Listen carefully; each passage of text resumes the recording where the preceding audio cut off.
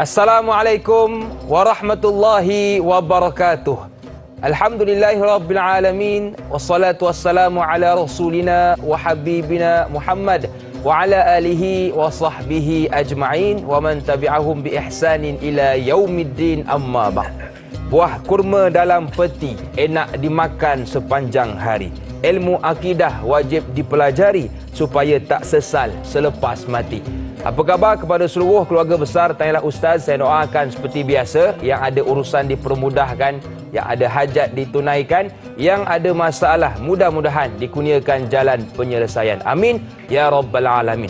InsyaAllah pada pagi yang indah dan barakah ini, kita ingin membicarakan tentang satu topik berkaitan akidah, iaitu tasawuf, tarikat, ikut sunnah, bersama dengan guru kita seperti yang telah diwawarkan, iaitu Al-Fadhil Ustaz Dr. Muhammad Nizam Abdul Qadir. Assalamualaikum Doktor. Waalaikumsalam warahmatullahi wabarakatuh. Apa khabar Doktor?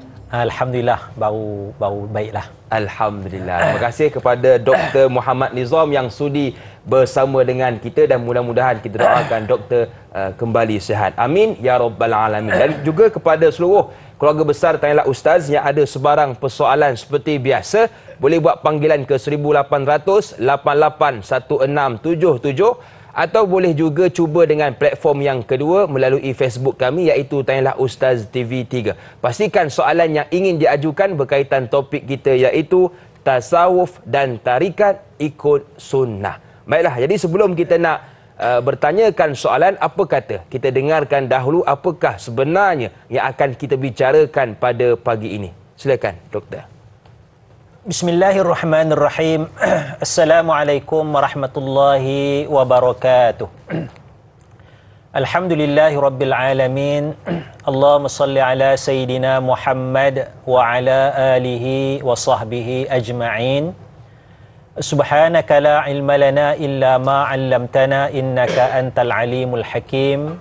Rabbi shrah li sadri wa yassir li amri wahlul 'uqdatam min lisani yafqahu qawli, amma ba'. Terima kasih Da'i Hakim. Sama-sama. Muslimin, muslimat, sidang, penonton, pendengar, moga-moga kita dirahmati Allah Subhanahu wa taala. Amin. Kadang-kadang kita banyak mengetahui dari sudut ilmu, tetapi kita kurang beramal. Ya, kita banyak mengetahui maklumat, banyak mengetahui ilmu, tetapi kita kurang beramal.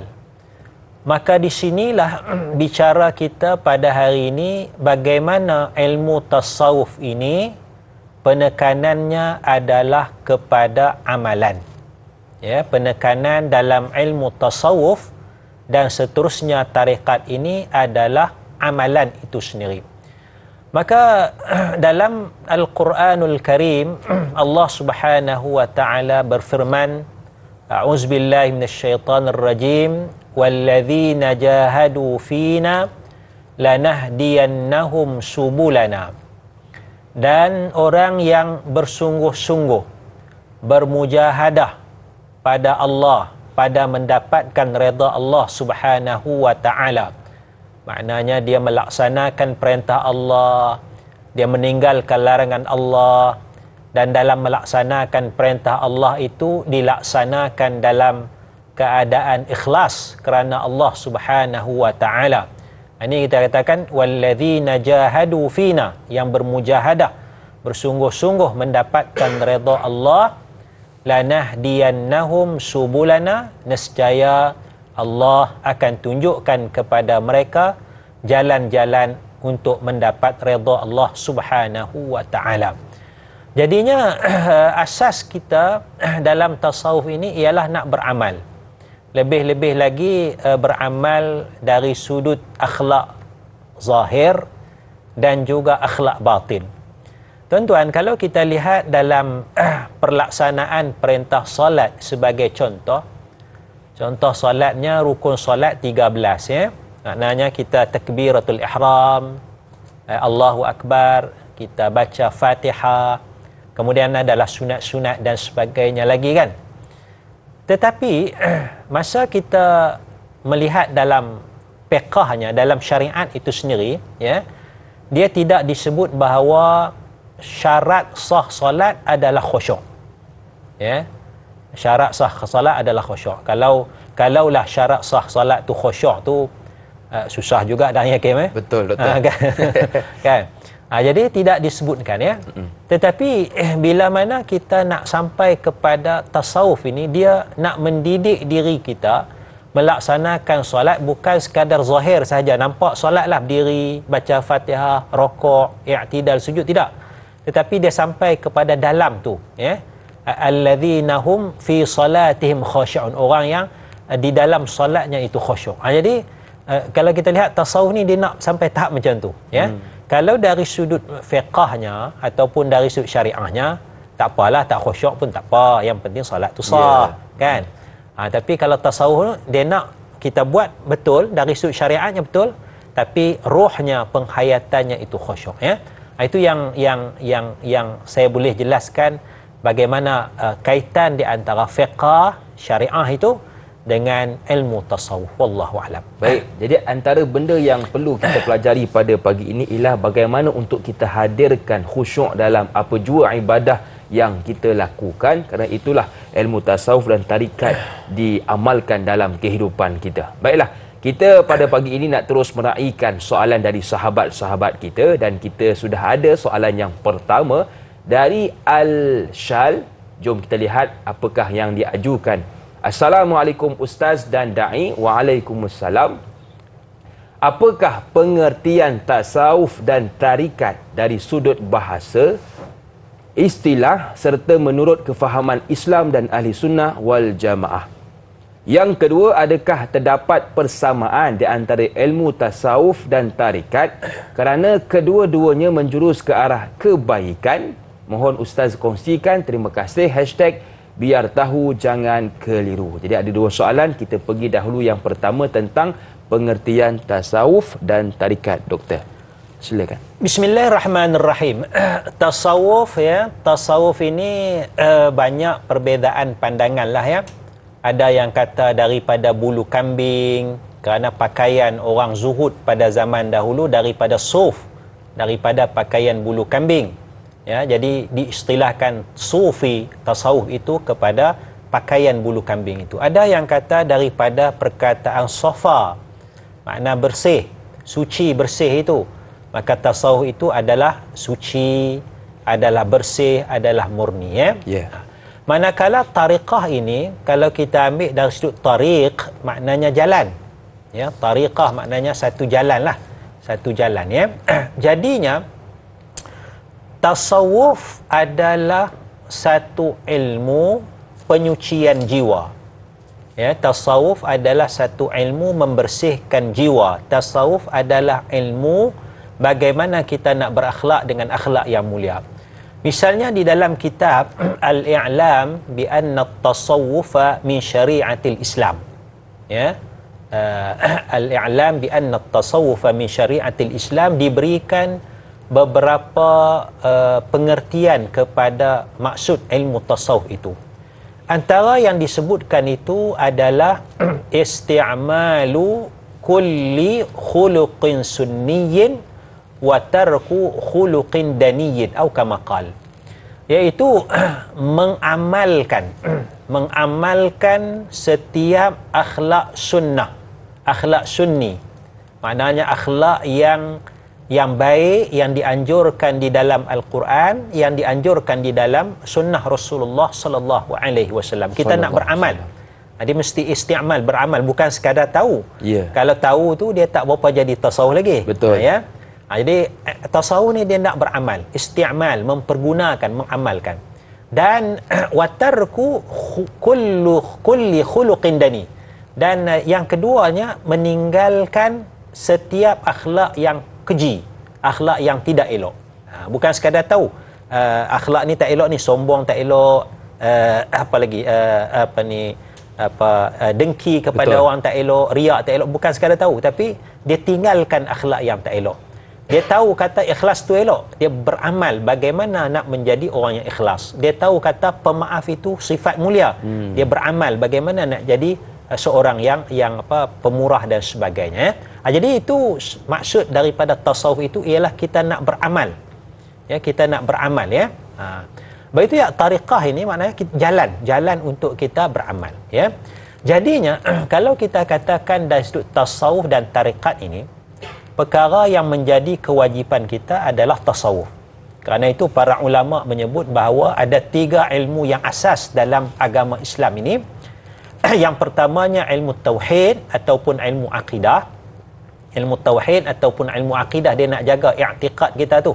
Jangan i'tiqad yang kufur, jangan i'tiqad yang batil ya. I'tiqad yang kufur terkeluar daripada Islam. I'tiqad yang batil ni masih dalam Islam tetapi ada elemen-elemen yang bertentangan dengan agama Islam tapi masih lagi dalam Islam ya, yang sesat. Jadi kita belajar ilmu akidah ni nak jaga jangan sampai kufur, kafir, jangan sampai ada i'tiqad yang batil, yang sesat. Ilmu yang kedua yang wajib adalah ilmu fiqh. Ilmu fiqh ya, yang mewakili syariat itu ya, tafsiran kepada syariat ya, ilmu fiqh.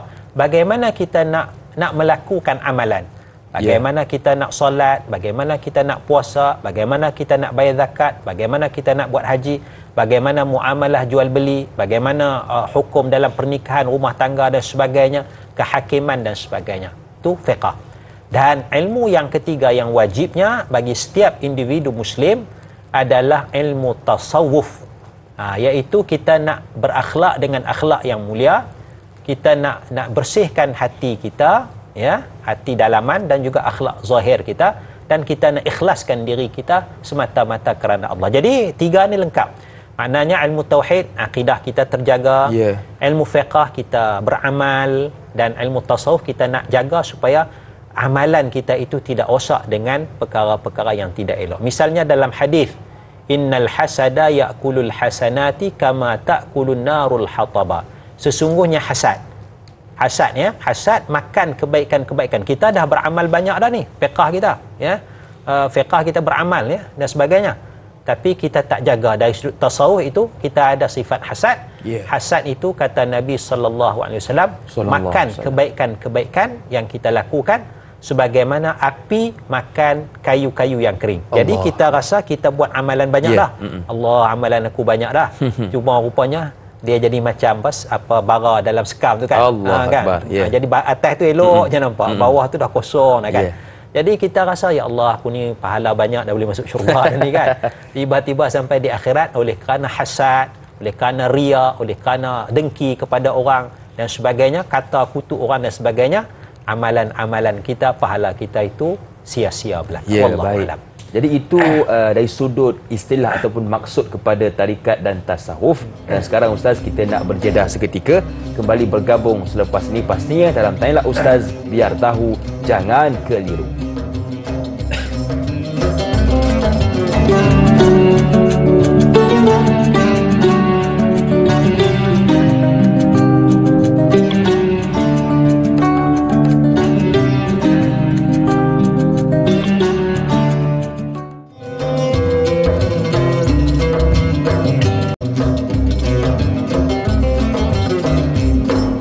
Terima kasih kepada anda yang masih lagi sudi bersama dengan kami dalam Tanyalah Ustaz, biar tahu jangan keliru. Masih lagi bersama dengan saya, Da'i Hakim, juga guru kita Al-Fadhil Ustaz Dr. Muhammad Nizam Abdul Qadir, membicarakan topik berkaitan tasawuf dan tarikat ikut sunnah. Baiklah, tadi soalan pertama yang diajukan oleh Asyal tadi berkaitan tentang adakah persamaan antara tarikat dan juga tasawuf. Silakan Ustaz. Bismillahirrahmanirrahim ya. Saya sebutkan tadi bahawa para ulama menyatakan 3 ilmu yang wajib bagi setiap individu muslim ya. Ilmu fardu ain, itu tauhid, akidah, fiqh untuk beramal, dan tasawuf untuk berakhlak dengan akhlak yang mulia. Adapun tariqah ini dia bukanlah satu kewajipan ya. Bukanlah satu kewajipan ya. Kalau tanya Da'i Hakim pun rasa tak ada tarikat mana-mana kan. Kan ya. Tapi tasawuf tu yang penting. Kerana kaitan dia begini ya. Apabila kita belajar dalam tasawuf, kita belajar dalam tasawuf, karena tasawuf ini mesti dipandu oleh Al-Quran dan juga sunnah Nabi sallallahu alaihi wasallam. Karena kata Imam Junaid Al-Baghdadi, tariqatuna musyayyadatun bil kitabi was sunnati. Imam Junaid Al-Baghdadi salah satu tokoh dalam ilmu tasawuf, dalam ilmu pendidikan jiwa ni, Imam Junaid Al-Baghdadi. Jadi tariqah kita ini selain daripada mengambil daripada pendekatan Al-Imam Al-Ghazali rahimahullahu ta'ala, salah satu tokoh kita ialah Imam Junaid Al-Baghdadi. Imam Junaid Al-Baghdadi menyatakan tariqatuna musyayyadatun bil kitabi was sunnah. Jalan kami ni dia terikat dengan Al-Quran dan sunnah Nabi. Jadi pedoman dia, panduan dia tak boleh lari daripada Quran dengan sunnah. Kalau jalan tu tariqah itu lari daripada Quran dengan sunnah, itu bukan tarekat yang sebenarnya, ya. Bukan tarekat yang boleh kita ikuti. Cumanya begini, kita nak beza tasawuf dengan tarekat. Tasawuf ni kalau dalam tasawuf kita belajar dalam kitab tasawuf, kita kata dalam tasawuf dia kata suruh baca Quran. Kenapa? Kerana ada ayat Quran lah. Faqra'u ma tayassara minal Quran. Bacalah benda yang mudah daripada Quran. Kerana hadis Nabi suruh iqra'ul Quran, bacalah Quran. Nabi suruh. Kita mengaji dalam tasawuf. Jadi kita nak beramal. Nabi suruh baca Quran. Baik, kita pun beramal baca Quran. Cumanya dalam tarekat ni, dia nak disiplinkan diri kita nak beramal. Quran. Jadi oleh kerana tak ada tarekat ni, kita baca ikut dan lah, ikut dan ikut suka kita lah. Hari ni baca 5 baris, semalam baca selai, 2 hari sudah baca 3 lai. Hari ni mungkin baca 5 baris ya, kan. Esok banyak kenuri, mungkin baca sikit lagi, kan. Tapi kalau tarekat ni dia nak disiplinkan kita, awak kena baca Quran sehari 5 juzuk. Contoh. Ya. Atau awak sehari sejuzuk, awak setengah juzuk. Dia nak disiplinkan itu. Jadi kalau kita nak disiplinkan diri kita, mungkin kita boleh masuklah ikut mana-mana tarekat tu. Tapi kalau kita orang yang kuat, orang yang boleh disiplinkan diri kita, ataupun kita tak mau terikat, kita nak baca je lah, mudah. Ya. Hari ni nak baca 5 baris, esok nak baca selai, hari ni nak baca 1 baris, 1 ayat, nak tadabbur bagi faham. Terserah kepada kita. Kerana tarekat pun baca Quran, cuma dia ikat kita mesti baca berapa. Awak nak baca berapa? Sejuzuk, setengah juzuk sehari. Yang tak tarekat ni dia bebas untuk memilih. Itu. Awak selawat Nabi suruh, Allah suruh. Dan kalau dalam tasawuf kita beramal lah, hari ni boleh 50, 100. Tapi bila masuk tarekat, awak mesti selawat sehari 1000. Dia ada guru yang bimbing dia tu. Itu je beza dia. Jadi tarekat tu dia tak lari daripada tasawuf, dia tak lari daripada Quran sunnah. Tapi kalau tarekat tu kata awak tak perlu baca Quran, kan? Awak tak perlu selawat apa dah. Itu lari daripada Quran dengan sunnah. Lari daripada ilmu tasawuf yang sebenar. Wallahu a'lam. Baik, jadi tarekat untuk mendisiplinkan kita dalam amalan. Baiklah, kita ada pemanggil di talian. Assalamualaikum. Siapa di sana? Waalaikumsalam warahmatullahi wabarakatuh. Dai Hakim dan Dr. Muhammad Nizam Abdul Kadir. Saya Omar Abdul Majid dari Felda Cini Timur 3, Pekan Pahang. Assalamualaikum doktor dan Dai. Waalaikumsalam warahmatullahi wabarakatuh. Ya, soalan saya begini doktor. Doktor, dalam apa yang dikatakan ilmu tadi itu tasawuf dan tarikat ni, sebagaimana doktor jelaskan tadi dalam ilmu ni yang pertama sekali yang dikatakan sebagai apa yang tadi yang doktor sebutkan, iaitu tauhid, fiqh dan juga tasawuf. Soalan saya doktor, tauhid tu okey rasanya, fiqh tu pun kita okey juga. Yang masalahnya tasawuf ni, penyucian jiwa ni. Kadang-kadang kita dah ikut okey dah, tauhid okey, fiqh okey, tapi tasawuf ni tak rupanya okey lah ustaz ni doktor. Kadang-kadang mulut jahat juga kata korang, dengki korang juga. SD kita ni ada penyakit hasad dengki ni biasa ada dalam hati ni. Jadi itu yang jadi masalah ni doktor. Jadi soalan saya, apakah sekiranya kita tertinggal antara 3 ini, salah satunya lah tasawuf kita tinggal. Contoh yang tauhid okey, fiqh pun okey, kita belajar, tapi tauhid ni kita tak dapat nak amalkan doktor kerana ada penyakit hati dalam jiwa seseorang itu. Apakah ia boleh merosakkan akidah juga ni doktor? Itu soalan saya doktor dan Dai. Senyum nampak gigi, ada rezeki kita jumpa lagi. Terima kasih banyak. Assalamualaikum. Waalaikumsalam warahmatullahi wabarakatuh. Terima kasih kepada Tuan Omar. Menarik soalan yang dia ajukan. Adakah hari ini kalau kita kadang-kadang ada orang belajar bab akidah khatam 3 kitab, fiqh 10 kitab, tapi tasawuf dia mungkin tak dijaga. Bagaimana doktor? Baik, bismillahirrahmanirrahim. Jadi soalan dia alhamdulillah akidah dah elok. Ya, tidak kufur kepada Allah, tidak syirik, tidak ada keyakinan batil ya, yang batil alhamdulillah kerana ilmu akidah yang betul. Kemudian dari sudut fiqahnya pun alhamdulillah, cuma dari sudut tasawuf itu ya. Jadi itu maknanya ada kekurangan sikit lagi. Kita nak kena tambah lagi lah. Sebab apa? Wallahu a'lam, pengalaman saya ya, kalau kita tak belajar tasawuf ini, hati kita dia jadi keras. Hati jadi keras ya. Kalau kita belajar fiqh, kita suka berdebat. Ya, suka berdebat. Pendapat ni betul, pendapat ni salah ya. Kita suka berdebat. Ya, tak ada masalah. Tapi kita nak cantikkan lagi ya. Nak cantikkan lagi dia kena ada tasawuf. Makna di hujung tu ialah kita nak mencari redha Allah Subhanahu wa taala. Betul. Ya. Jadi bila ada tasawuf tu, insya-Allah dia akan murnikan. Sebab itu orang yang bertasawuf ini dia punya akhlak dia comel. Betul. Ya. Dia tak suka nak menyalahkan orang.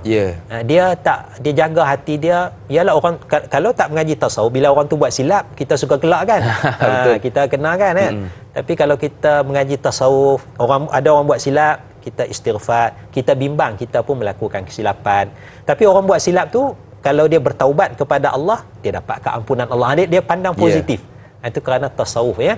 Jadi itu maknanya satu perkara yang sangat pentinglah untuk kita tasawufkan. Sebab itu dalam Al-Quranul Karim ya, salah satu daripada tugas Rasul sallallahu alaihi wasallam disebut tu wa yu'allimuhumul kitaba wal hikmata wa yuzakkihim.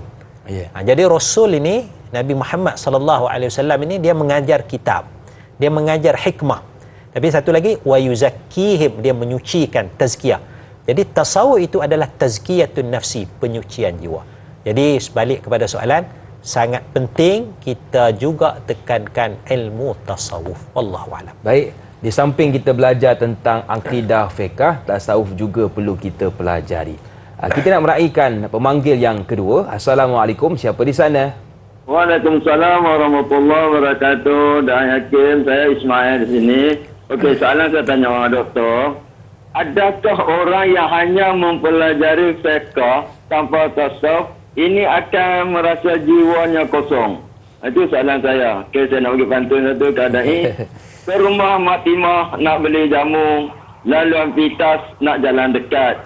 Menjadi kewajipan menuntut ilmu, apatah lagi tasawuf dan tarikat. Terima kasih, senyum nampak gigi, panjang umur, jumpa lagi. Assalamualaikum warahmatullahi wabarakatuh. Waalaikumsalam warahmatullahi wabarakatuh. 6 rangkap tu. 4 rangkap pertama, tambah pula 2 rangkap yang terakhir, 6 rangkap tu. Terima kasih kepada Tuan Ismail atas soalan bagaimana doktor, adakah orang yang belajar fiqh tanpa tasawuf ini jiwanya akan kosong? Silakan doktor. Baik, bismillahirrahmanirrahim. Ya, secara apa yang disebut dalam oleh ulama-ulama dalam kitab-kitab tasawuf, dan pengalaman saya sendiri pun melihat bahawa bila kita tidak ada tasawuf ini, jiwa kita keras, jiwa kita kosong ya. Jadi macam tu.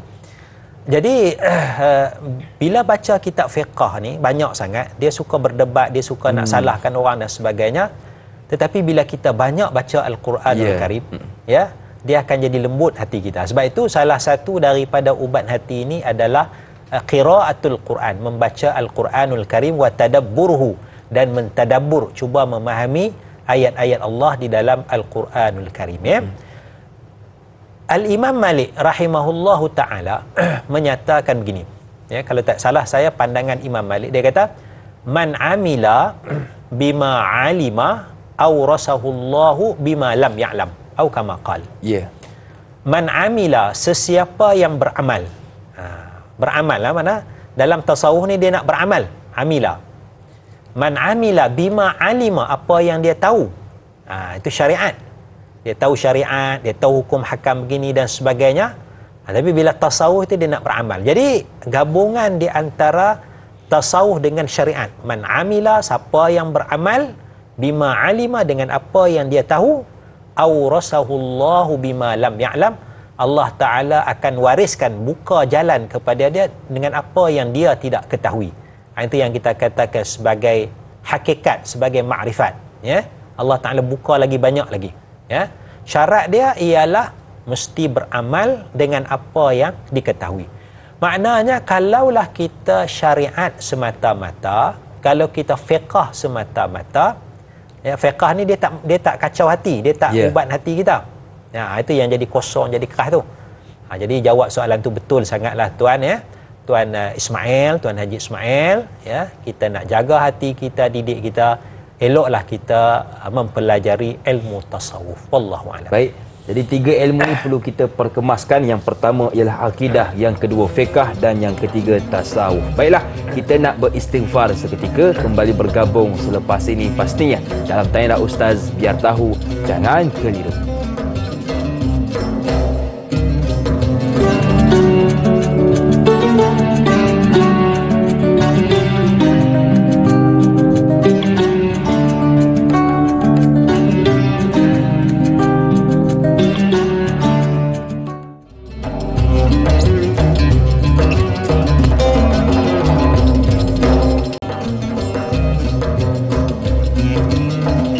Masih lagi bersama dengan saya Da'i Hakim, juga guru kita Al-Fadhil Ustaz Dr. Muhammad Nizam Abdul Qadir, membicarakan topik akidah berkaitan tasawuf dan tarikat ikut sunnah. Jadi apa yang telah kita dapat pada pagi ini dapatlah sama-sama kita sebarkan melalui yang menonton melalui Facebook. Jangan lupa buat 3S. Yang pertama suka, yang kedua siapa, dan yang ketiga sebar.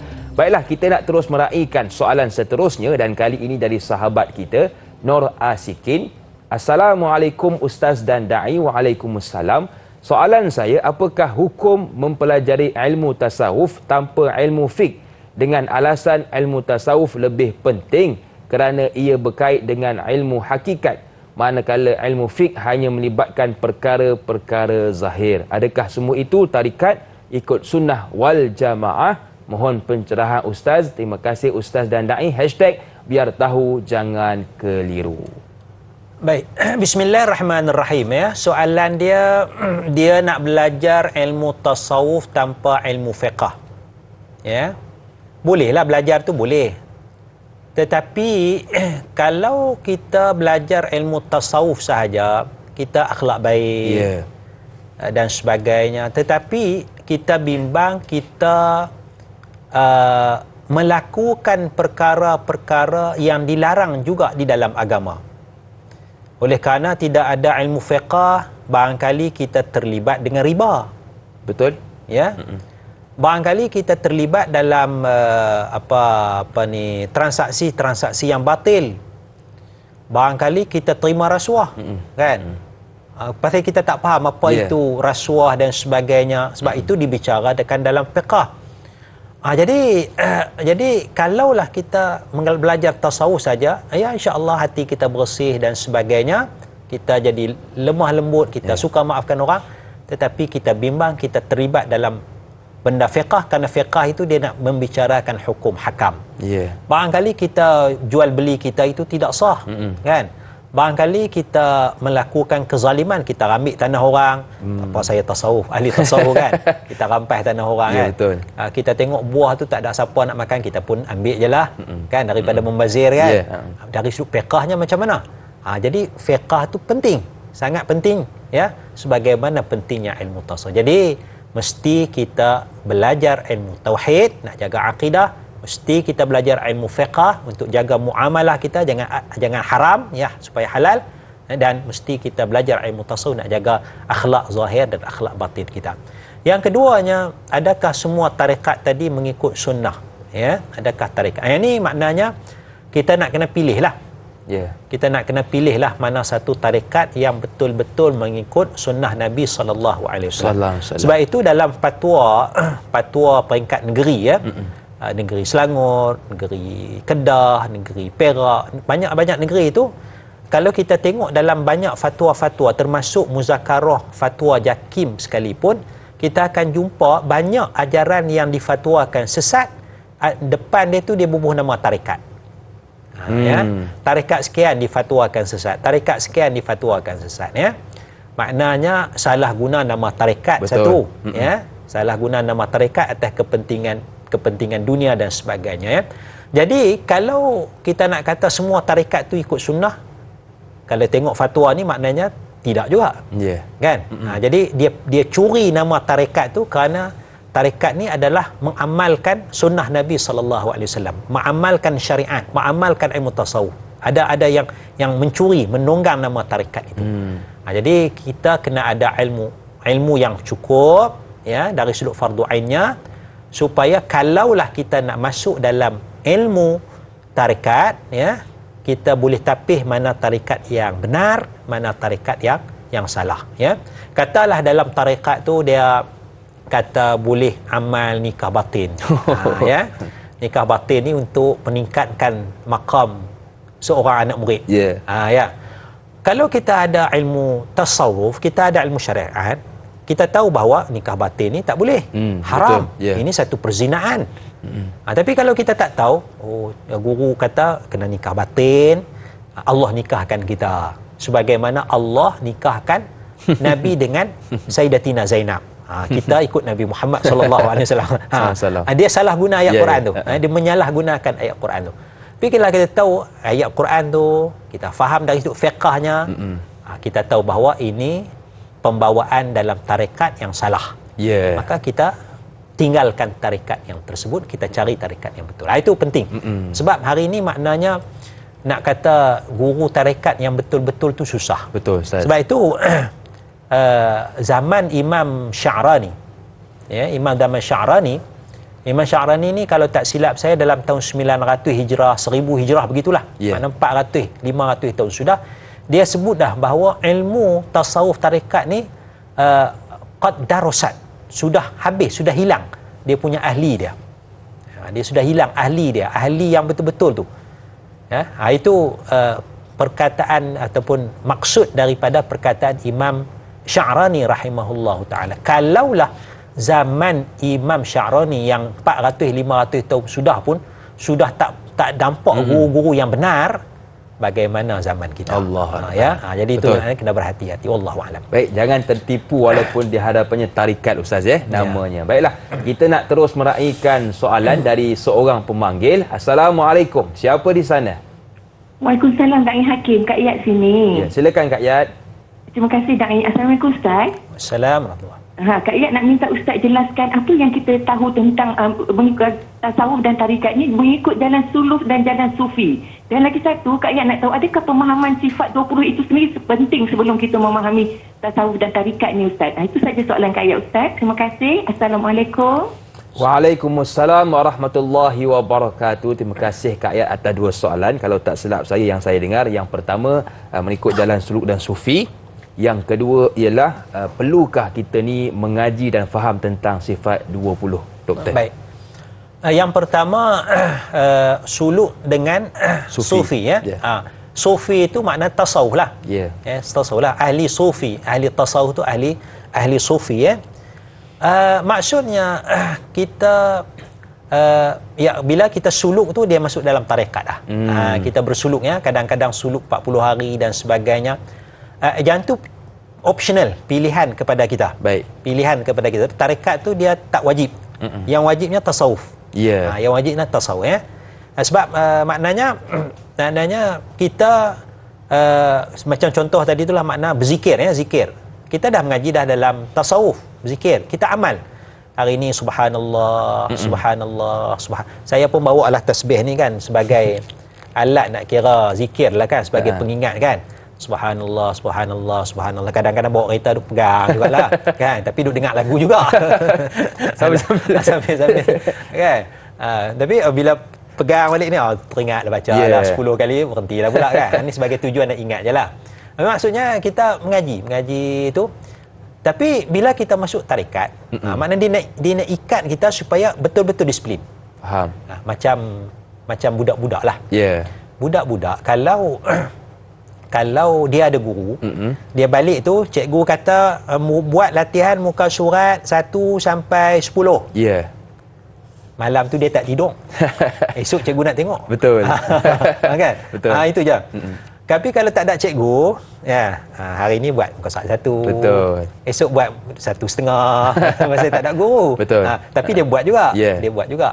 Gitulah. Maknanya kalau tasawuf ni, maknanya dia tak ada guru ni, dia jadi betul.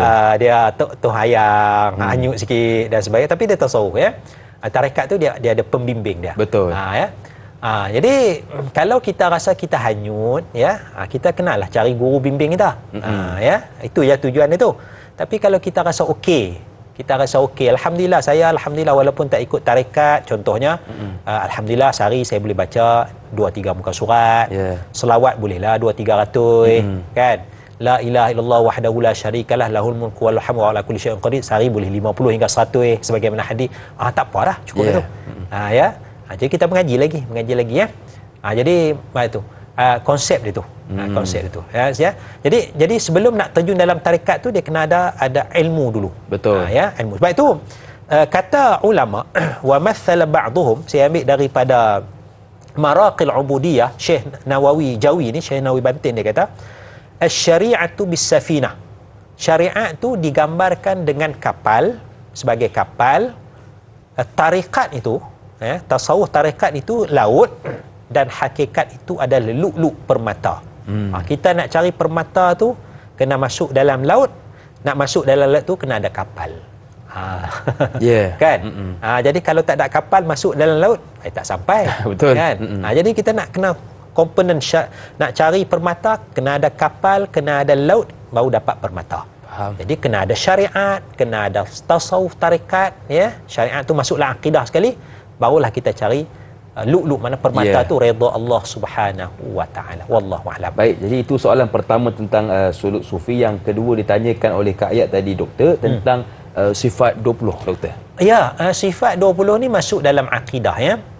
Dia ada beberapa manhaj ya. Akidah kita sebenarnya dia mudah. Akidah kita ya, akidah Islam ni dia simple, very simple. Kita mengaku la ilaha illallah, tiada Tuhan melainkan Allah, Muhammad Rasulullah. Kita beriman kepada hari akhirat. Kita beriman kitab Allah. Itu maknanya rukun iman tu. Akidah kita basic, simple. Ya. Cumanya para ulama kita susun ilmu. Ilmu akidah tu yang dinamakan sebagai ilmu sifat 20. Dia nak bagi satu disiplin ilmu. Betul. Macam kita kata semaya, ambil wuduk lah. Ambil wuduk ni simple. Maknanya saya bawa da'i hakim, jom ambil wuduk buka paip air tu, basuh tangan, umur, budung, kan? Simple, sekejap je, 5 minit aja cukup dah.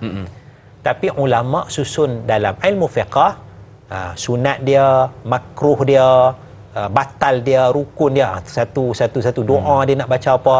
Itu yang jadi sampai 2 bulan tu ngaji bab wuduk je. Betul. Tapi cara nak wuduk sebenarnya 5 minit je. Betul. Tauhid pun sama, simple tauhid kita. Cuma nak mantapkan lagi, maka ulama susun ilmu yang namanya sifat 20. Jadi sifat 20 ini sudah diterima baik oleh para ulama sejak kita kata ratusan tahun lah. Ya, maknanya ribuan tahun lah. Ya, ribuan tahun, mungkin dah 1200 tahun. Ya, sifat 20 ini usianya.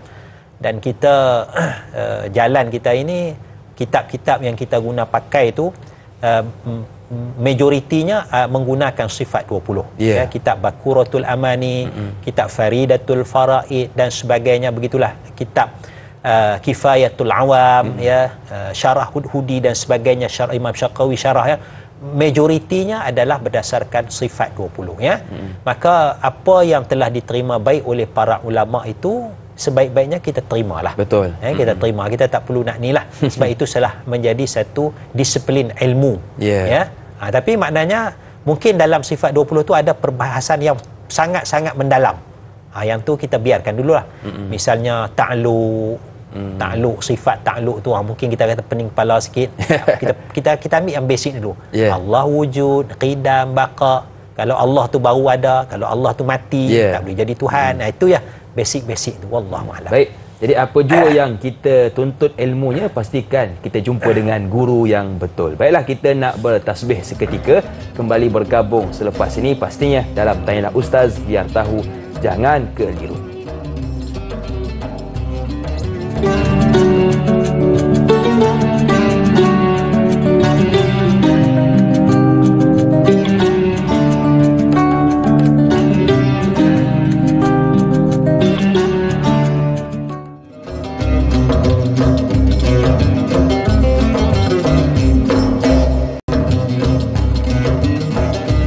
Terima kasih kepada anda yang masih lagi sudi bersama dengan kami dalam Tanyalah Ustaz, biar tahu jangan keliru. Dan kepada anda yang mungkin baru bersama dengan kami, kita membicarakan tentang tasawuf dan tarikat ikut sunnah bersama dengan guru kita Al-Fadhil Ustaz Dr. Muhammad Nizam Abdul Qadir. Baiklah, soalan seterusnya diajukan oleh Intan Zurina Abdul Razak. Assalamualaikum Ustaz, da'i dan warga tanyalah Ustaz. Waalaikumsalam. Ustaz, mengapakah terdapat individu yang apabila pelajari ilmu tasawuf dan mengamalkan tarikat tertentu boleh membawa dirinya kepada gila isim? Terima kasih Ustaz atas pencerahan. Silakan Doktor. Bismillahirrahmanirrahim. Yang pertamanya wallahu alam, macam mana kita nak definisikan gila isim ni, ya. Cuma duk tengok-tengok tu macam yang kita kata dia macam gila sikit lah kan, ya. Gila sikit dan sebagainya. Kadang-kadang dia kaitkan ni amal banyak sangat dan sebagainya. Jadi situ maknanya kita, secara mudah lah ya, saya pun tak apa nak faham sangat gila isim ni, tapi secara mudahnya kita kena ada bimbingan, panduan dan jangan melampau berlebih-lebihan, ya. Macam kita lah, siapa-apa kalau kita berlebihan kan, kalau kita tengok apa, ada orang yang buta mata dia kerana main game. Kan? Betul. Nak main game tu tak salah, main je lah. Tapi sampai 24 jam tak lena nak main game. Betul. Akhirnya dia jadi apa, otak dia rosak, ya, tak nak makan, tak nak minum, ya. Berlebihan, melampau, ya. Maknanya kalau anak-anak kita dibiarkan main macam tu, boleh jadi gila. Ya, boleh jadi gila. Tapi kalau kita kawal, okey, boleh main 40 minit je, 45 minit. Jadi makna dia jadi elok lah, insya-Allah, ya. Jadi maknanya begitulah kita nak beramal ni, kita kena mula sikit-sikit, perlahan-lahan, ya. Kalau kita masuk tasawuf tarekat ni, aku hari ni nak baca 10 juzuk, kan? Iqra' pun tak lepas lagi, kan? Muqaddam pun tak habis lagi, nak baca 10 juzuk. Itu yang jadi bahaya tu, rosak tu. Faham? Ya? Jadi tekanan. Jadi kalau guru tasawuf tarekat yang faham, dia tengok keadaan awak ni tak boleh 10 juzuk ni, kan? Awak baca 2 baris cukuplah. Faham? Pasal muqaddam baru tahap muqaddam baca 2 baris cukuplah. 2 baris tu pun mungkin setengah jam. Dia nak baiki kan. Cukuplah tu. Cukuplah.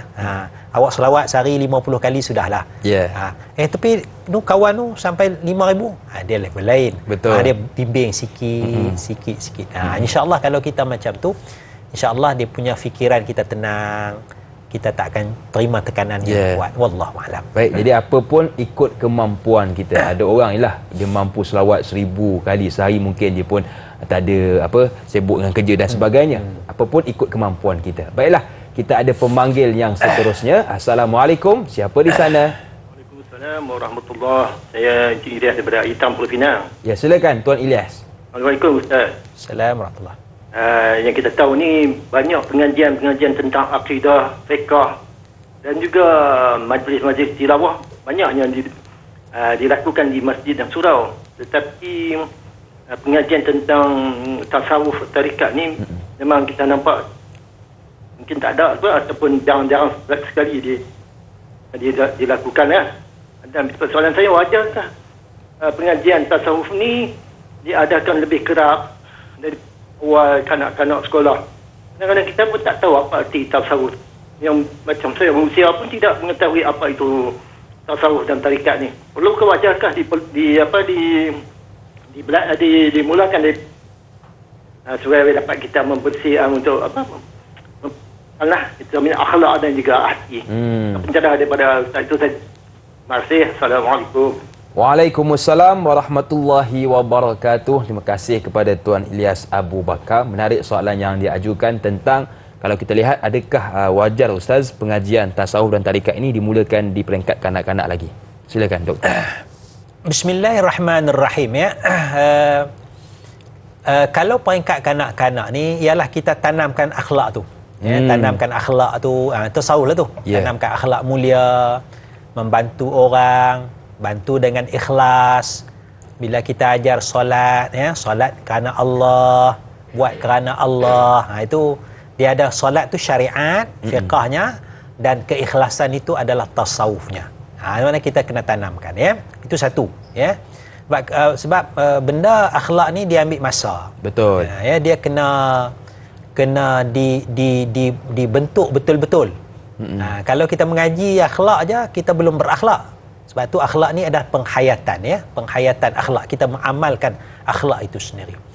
Yang keduanya, pengajian-pengajian ya perlu kita tekankan juga kepada tasawuf. Sebenarnya memang ada di masjid-masjid tu.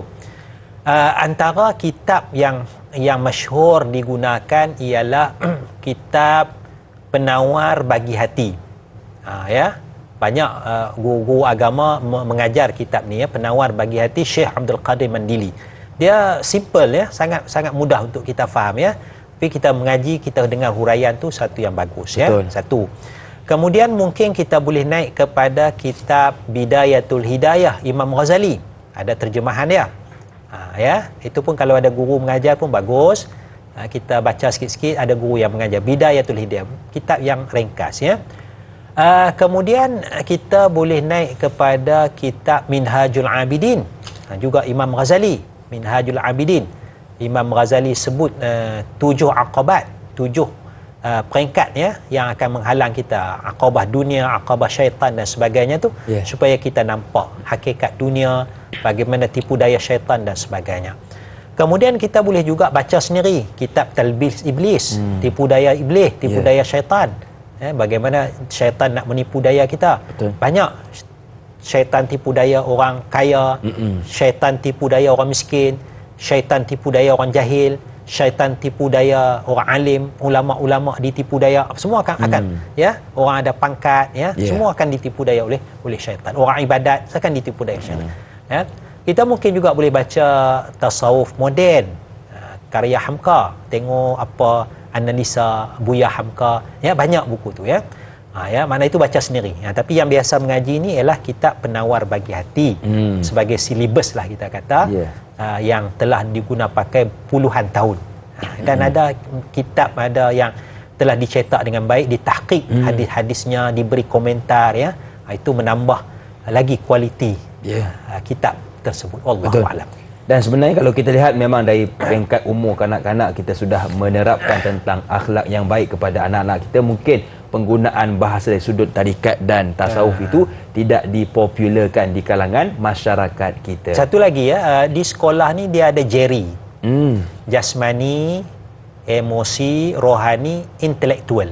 Jeri, Ustaz, jeri. Falsafah pendidikan negara ni dia tekankan tu. Jasmani bagi badan sihat, ya, ada pendidikan jasmani, makanan. Emosi, dia nak kawal emosi. Rohani, akhlak, agama tu rohani.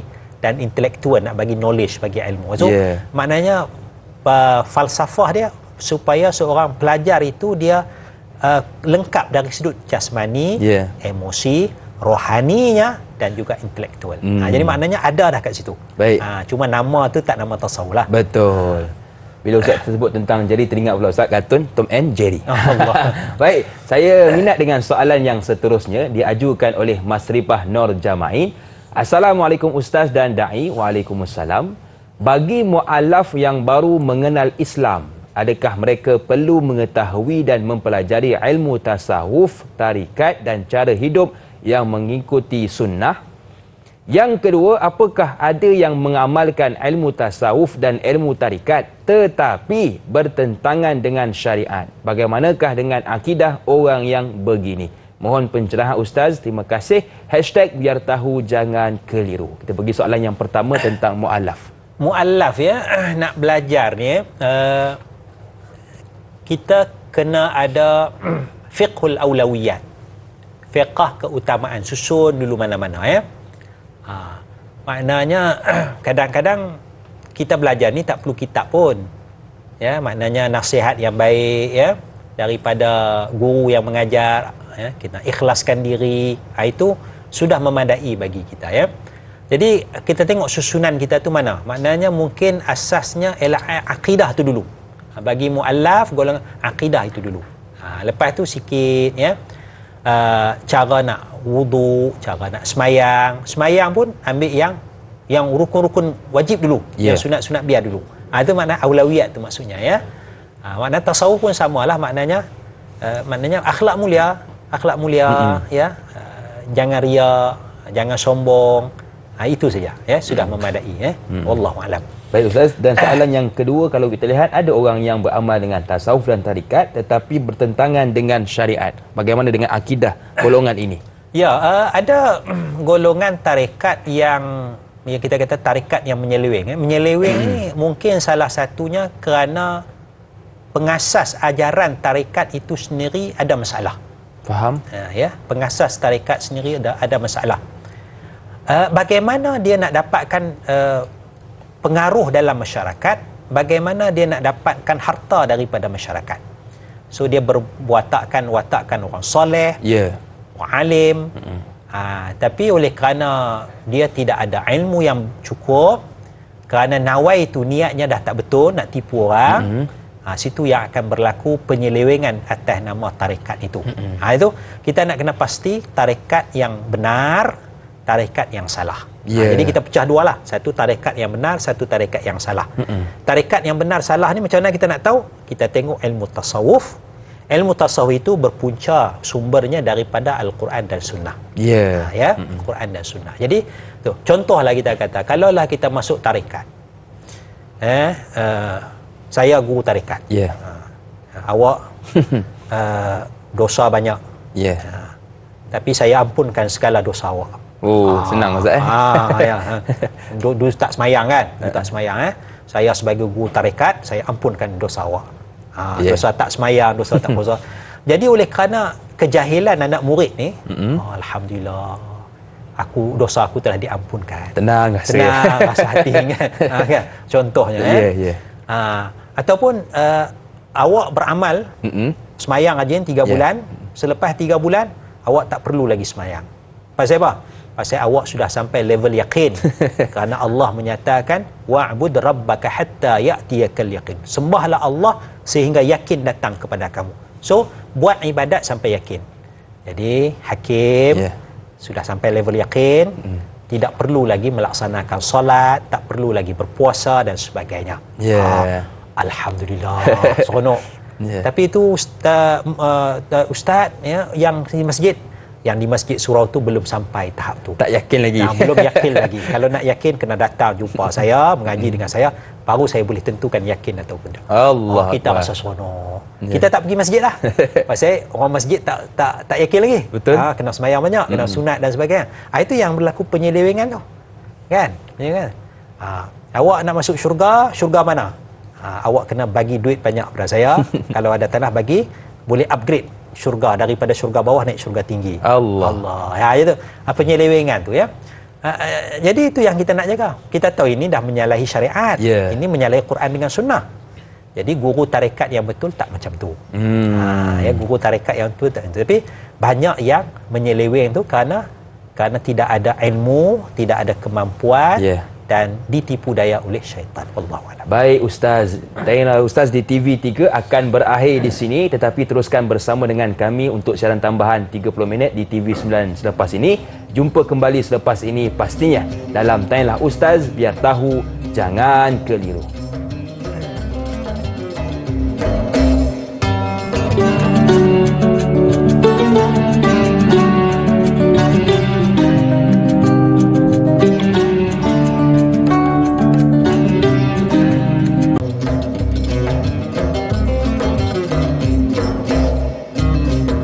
Apa tanda orang tasawuf tutur katanya enak juga lembut? Apa tanda orang tasawuf pujian dikembalikan, nasihat disambut? Masih lagi bersama dengan saya Da'i Hakim, juga guru kita yang mulia Al-Fadhil Ustaz Dr. Muhammad Nizam Abdul Kadir, membicarakan topik berkaitan tasawuf dan tarikat ikut sunnah. Dan pada pagi ini kita nak terus meraihkan soalan-soalan yang seterusnya Kali ini dari sahabat kita Nur Dahlia Biru bertanya, Assalamualaikum Ustaz dan Da'i. Waalaikumsalam. Adakah setiap kita perlu mempelajari ilmu tasawuf dan tarikat dengan guru yang mursyid? Bagaimana untuk tidak tersalah dalam beramal dengan ilmu tasawuf juga tarikat? Seperti ada yang suka berdebat sehingga menimbulkan pergaduhan. Mohon pencerahan Ustaz. Terima kasih. #biar tahu jangan keliru. Silakan doktor. Bismillahirrahmanirrahim ya. Ya, kita perlu belajar ilmu tasawuf ya. Kita perlu belajar ilmu tasawuf. Sebagaimana beberapa kitab yang saya sebutkan tadi itu, bolehlah kita baca lagi banyak buku-buku ya. Ya, boleh, tidak ada masalah. Cuma tarekat itu satu pilihan kepada kita lah. Satu pilihan kepada kita untuk kita disiplinkan diri kita. Cuma buat masa ini saya ingat untuk majoriti umat Islam cukuplah sekadar ilmu tasawuf dahulu ya. Kita tak perlu sampai kepada peringkat tarekat kerana kita bimbang tersalah pilih tarekat yang tak betul ya. Kita bimbang tak mampu nak beramal ya, disiplinnya itu, dan akhirnya kita rasa fed up dengan agama kita ya. Jadi agama kita ni dia simple, dia mudah ya. Jaga yang wajib, kalau rajin buat yang sunat ya. Kemudian kita bersedekah, kita jaga akhlak ya. Insya-Allah itu pun sudah lebih daripada cukup sebenarnya ya. Wallahu alam. Baik, jadi tugasan berat menanti kita untuk memastikan tarikat yang kita turut serta tu betul ataupun tidak. Jadi pastikan betul-betul. Seterusnya soalan dari Ruby Abu Bakar Ruby. Assalamualaikum Ustaz dan Da'i. Waalaikumsalam. Ustaz, saya nak tanya, apakah pandangan Ustaz tentang zikir tarikat menari, dan apakah ada perbezaan pendapat dari alim ulama tentang ini? Apakah itu tarikat Naqsyabandiyah? Mohon perkongsian ilmu dari Ustaz. Terima kasih. #biar tahu jangan keliru. Banyak pula dia punya mini love Ustaz. Macam-macam warna tu. Terima kasih kepada Ruby atas soalan. Silakan doktor. Bismillahirrahmanirrahim ya. Zikir tarekat menari ya. Dia punya asasnya ialah alladzina yadhkuruna Allah qiyaman wa qu'uda. Orang yang zikir ingat kepada Allah dalam keadaan qiyam berdiri, wa qu'uda dalam keadaan duduk, dan juga di atas pebaringan. Maknanya maksud ayat ni ialah dalam semua keadaan ingat kepada Allah. Sebab keadaan kita dia tak lari daripada tiga ni. Sama ada kita berdiri, sama ada kita duduk, sama ada kita berbaring. Ya. Tetapi sebahagian ulama mengambil ayat ini sebagai dalil bahawa harus kita berzikir sambil menari. Itu yang kita nampak pusing dan sebagainya ya. Tak apalah. Tapi saya ingat kalau kita nak beramal ni tak perlulah sampai tahap yang sebegitu ya. Kita nak buat upacara khas, majlis khas ya, zikir menari dan tak perlulah. Tetapi kita boleh berzikir semasa kita melakukan aktiviti. Misalnya masa kita naik motor, kita bawa kereta, kita berzikir. Maknanya hebat lagi daripada menari tu.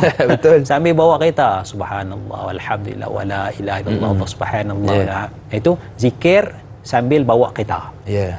Kita tengah exercise, ada basikal, kayu basikal tu. Basikal kat rumah tu kan. Kita selawat Allahumma salli ala Muhammad wa ala. Salah kan? Tak salah. Tapi kita bukan buat upacara khas. Tak ada ya. Jadi untuk kita ni, majoriti umat Islam ni, kita berzikir kepada Allah dalam semua keadaan. Kita sambil tengok TV pun subhanallah alhamdulillah wa subhanallah boleh. Sambil bawa kereta ya. Sambil duduk sembang dengan kawan pun subhanallah alhamdulillah. Betul. Ya, sihat tak yakin. Terus belanja kawan terus belanja kawan tu kan. Boleh mana zikir dalam semua keadaan. Betul. Jadi budaya masyarakat kita tak adalah yang kita kata yang zikir menari di luar negara macam di Turki. Dalam budaya masyarakat kita tidak melakukannya. Jadi saya ingat kita ambil budaya kita lah. Budaya kita tu maknanya kita zikir dalam keadaan biasa, dan kita sambil duk buat kerja pun, duk menaik pun, duk buat susun surat pun ya, zikir kepada Allah Subhanahu wa taala ya. Jadi budaya kita itu dia lebih apa kita kata lebih meluas Sebab dia zikir menari je, sambil menari je kita sambil bawa kereta, sambil bawa motor, sambil kayuh basikal, sambil tengok TV dan sebagainya. Kita ambil umum ayat Quran dalam semua keadaan tu, berdiri, duduk, berbaring. Itu lebih rangkum lagi lah. Baik Ustaz, itu berkaitan tentang menari. Bagaimana pula dengan maksud tarikat Naqsyabandiyah Ustaz? Baik, tarikat ini dia dinisbahkan kepada nama pengasas dia itu. Nama pengasas dia itu, tokoh besar dia itu. Jadi Naqsyabandiyah ini adalah satu tarikat yang besar. Satu tarikat yang besar, sama sebagaimana tarikat Ahmadiyah, sama sebagaimana tarikat Idrisiyah, jadi asal-asal tu, asal. Jadi secara asasnya tidak ada masalah dengan tarikat-tarikat yang besar ni. Kerana dia ada ulama-ulama dia. Dan tarikat ni pun dah beratus tahun dah. Makna tahan uji lah. Tarikat yang besar-besar ni, Naqsyabandiyah, Ahmadiyah, tidak ada masalah. Cuma mungkin pecahan-pecahan nanti tu. Yang kecil-kecil tu, anak-anak cucu yang beranak tu. Yang tu yang menjadi isu sikit tu. Sebab itu kita lihat dalam fatwa sejak tahun 2000 tu, bukan tarikat Naqsyabandi. Ada Naqsyabandi Khalidiyah, kan? Yang difatwakan jadi kontroversi tu Naqsyabandiyah apa tu, dia ada aliyah hujung pecah anak-anak tu. Tu Naqsyabandiyah tu asal tak kacau. Faham? Tak kacau. Jadi ni tariqah tu tarikat yang nisbahkan kepada pengasas dia, pemimpin dia. Dia adalah cara bacaan zikir dia, maknanya ambil daripada Quran dengan sunnah juga. Jadi Al-Quran nak baca banyak mana, tapi maknanya cara mudah kita ambil amalan-amalan daripada Quran dan hadis Nabi pun sebenarnya sudah lebih daripada cukup. Sebab kadang-kadang ada doa-doa tu, masyarakat kita ni dia tak biasa bahasa Arab. Betul. Dia tak biasa bahasa Arab. Kadang-kadang doa-doa dalam tarikat itu panjang dalam bahasa Arab pula. Jadi kita nak baca tu kokak kan. Berat. Betul. Berat. Itu jadi berat tu. Tapi kalau kita ambil zikir yang ada dalam sunnah Nabi, dia simple. Subhanallah, Alhamdulillah, Allahu Akbar, La ilaha illallah wahdahu la syarikalah, Bismillahirrahmanirrahim, Allahumma salli ala Sayyidina Muhammad wa ala ali Sayyidina Muhammad, la hawla wa la quwwata illa billah. 7 ni. Contoh. Karena setiap keadaan kita. 7 tu betul, ada lagi lah sikit-sikit, tambah sikit-sikit lagi.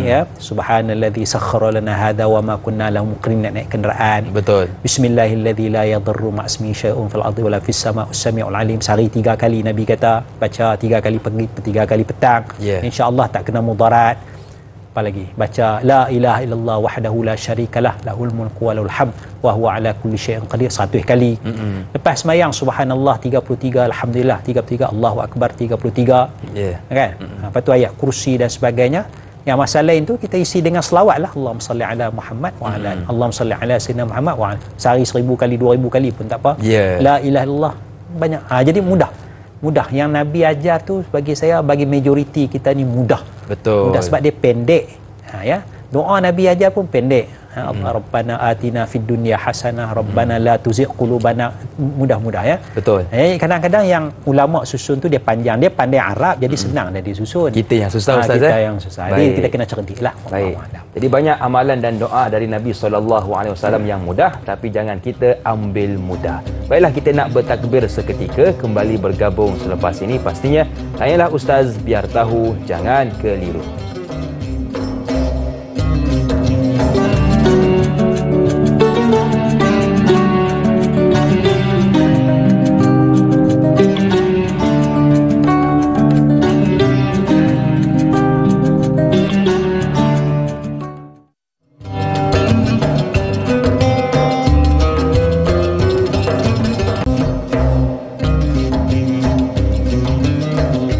Masih lagi bersama dengan saya, Da'i Hakim, juga guru kita Al-Fadhil Ustaz Dr. Muhammad Nizam Abdul Kadir, membicarakan tentang tasawuf dan tarikat ikut sunnah. Mudah-mudahan apa yang telah Ustaz kongsikan kepada kita bermula dengan maksud, ciri-ciri dan kelebihan tarikat dan tasawuf ini dapatlah kita amalkan, kemudian kita sebarkan kepada sahabat kita yang lain, insya-Allah. Saya suka dengan soalan yang diajukan oleh sahabat kita, Rosden Samah. Assalamualaikum Ustaz dan Da'i. Waalaikumsalam. Soalan saya, bagaimana dengan sesetengah antara mereka yang mempunyai tanggapan bahawa ilmu tasawuf perlu diutamakan berbanding dengan ilmu fiqh, kerana jika diumpamakan sebiji buah, fiqh hanyalah kulit luar dan tasawuf ialah isinya. Mohon pencerahan Ustaz. Biar tahu jangan keliru. Terima kasih kepada Rosden Samah atas soalan. Sebut tentang buah, lapar lah pula pagi-pagi ni. Okey, doktor silakan. Bismillahirrahmanirrahim. Kita tengok kadar mana ilmu fiqh itu. Ya. Yeah. Kadar mana ilmu fiqh itu kita nak utamakan ilmu tasawuf. Kalau kadar fiqh itu ilmu fardu ain, cara nak tunaikan solat, cara nak puasa, yang tu kita tak boleh abaikan. Ya. Yeah. Tapi kalau kadar ilmu fiqh tu ialah cabang-cabang fiqh, perbezaan mazhab dan sebagainya, yang tu tak apalah, kita abaikanlah. Ya. Jadi yang fardu ain fiqh tu jangan. Satu laginya ialah kita macam mana sekalipun pusing, kita mesti jaga syariat. Ya. Syariat, ya. Syariat ni satu perkara yang besar, kerana Allah menyatakan inna ja'alnaka ala syari'atin minal amri fattabi'ha. Sesungguhnya Allah menjadikan engkau wahai Nabi Muhammad di atas syariat. Jadi syariat itu fattabi'ha, ikutlah syariat itu. Maka besarnya syariat ini, tuan-tuan perempuan, kita ada 3 nama. Ya. Yeah. Kita katakan syariatullah, syariat Allah. Yang kedua syariat Nabi Muhammad sallallahu alaihi wasallam. Yang ketiganya syariatul Islam, syariat Islam. 3 nama ni bagi syariat. Syariat Allah, syariat Nabi, syariat Islam. Jadi apa sekalipun kita tak boleh tinggalkan syariat. Yeah. Fiqh tu tak apa. Yang cabang-cabang tu. Syariat tu kena jaga. Syariat suruh solat, tak boleh tinggalkan. Syariat suruh puasa, tak boleh tinggalkan. Syariat suruh apa lagi? Ya, tutup aurat. Yeah. Syariat macam-macam. Kena jaga syariat tu, ya.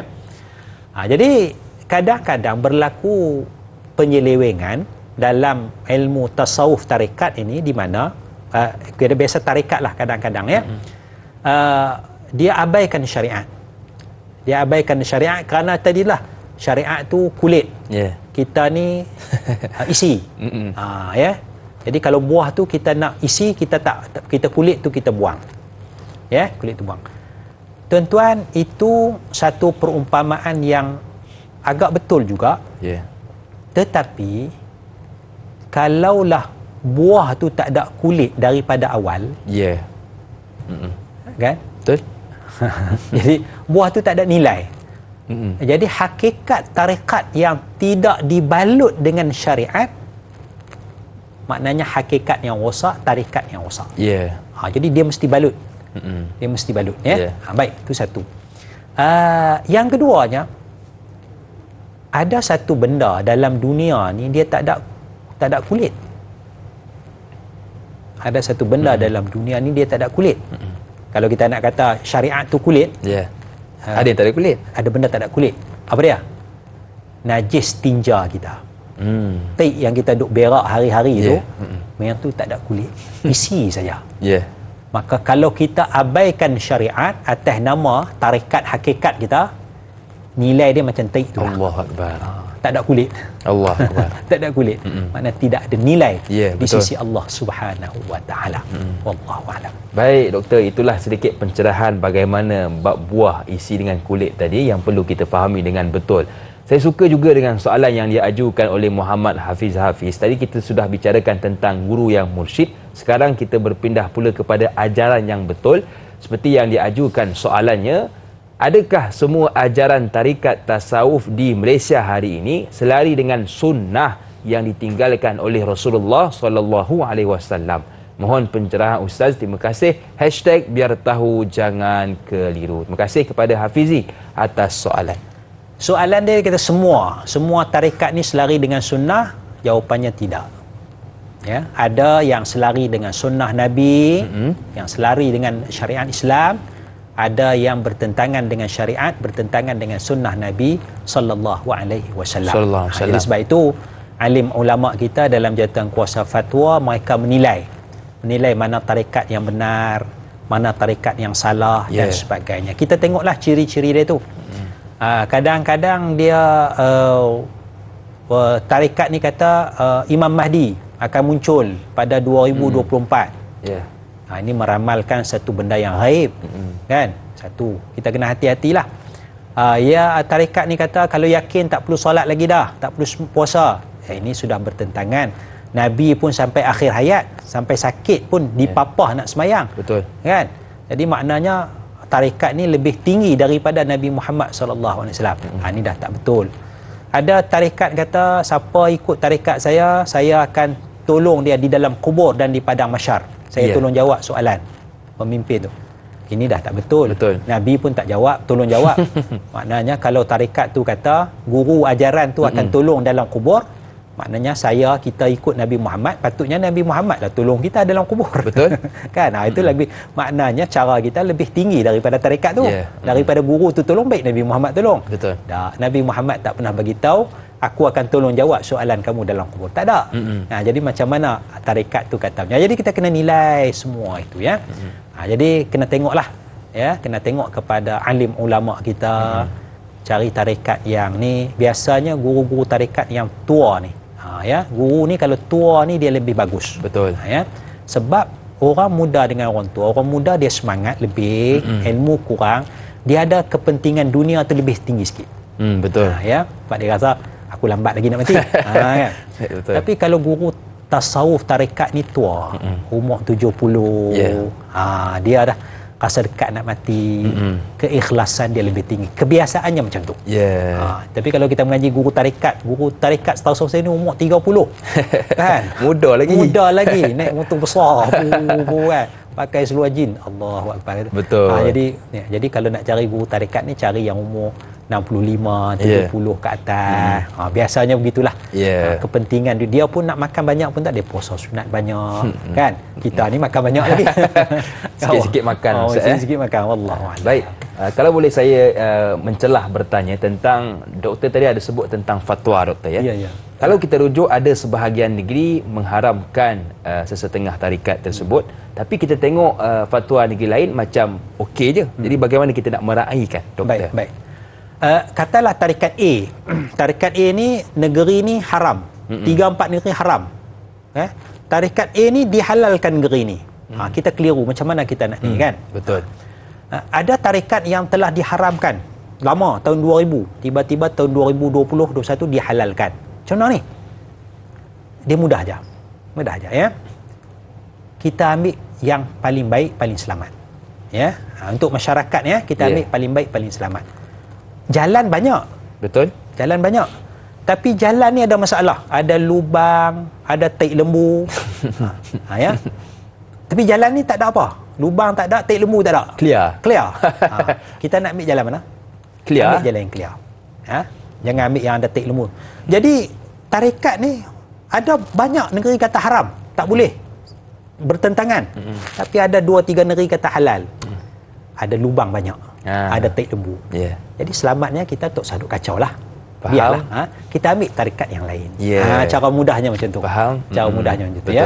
Kalau tidak tak cerdik lah. Tak, kita ambil lah juga jalan ni, jalan taik lembu banyak pun tak apalah. Maknanya kita tak cerdik lah. Jadi panduan daripada Nabi sallallahu alaihi wasallam, da'ma ma yuribuka ila ma la yuribuka au kama qala. Tinggalkan perkara yang meragukan kepada perkara yang tidak meragukan. Jadi oleh kerana meragukan, kerana fatwa beberapa negeri kata sesat, tak boleh. Tapi ada fatwa kata boleh, meragukan. So lebih baik kita ikut panduan Nabi, tinggalkan. Dan tak rugi pun kalau kita tak ikut tarikat yang telah difatwakan sesat dan betul ni. Kita cari tarikat yang selamat. Wallahu a'lam. Jadi jalan paling selamat, kita lihatlah mana yang lebih baik dan selamat buat kita. Ada contoh kita pilih hotel, ada yang 5 bintang, ada yang 2 bintang, maka kita pilihlah yang 5 bintang. Baiklah. Soalan seterusnya dari Rahimah Saud. Assalamualaikum doktor dan dai serta kru Tanya Ustaz. Waalaikumsalam.